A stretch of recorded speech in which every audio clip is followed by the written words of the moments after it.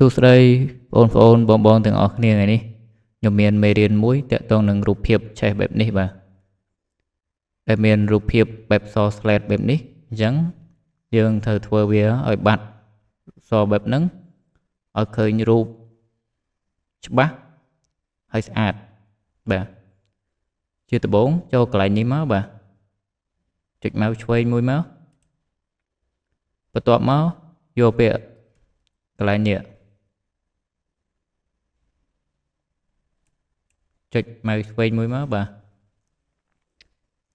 បន្ទាប់ពីដល់កន្លែងហ្នឹងហើយចុចនៅកន្លែង tray 3នេះបាទ tray 3នេះចុច mouse ឆ្វេងទៀតមកបន្ទាប់មកវាចេញទម្រង់បែបនេះបាទចេញទម្រង់បែបហ្នឹងបងប្អូនយកកន្លែងនេះមកបាទ auto option បន្ទាប់ពីចេញ auto option នឹងហើយ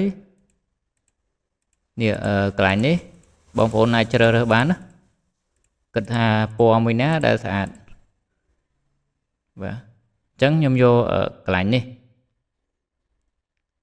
យកកន្លែងហ្នឹងមកហើយចុច OK បាទតមកវាបានរូបប៉ុណ្ណឹងហើយតមកបងប្អូនចុចវាឲ្យជាប់មកឲ្យតោងវាចុះមកក្រោមទៀតបាទ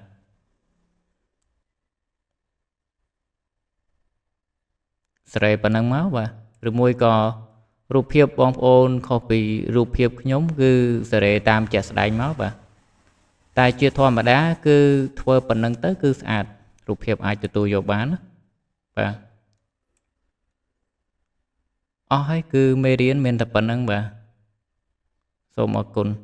ជួបគ្នានៅវីដេអូក្រោយ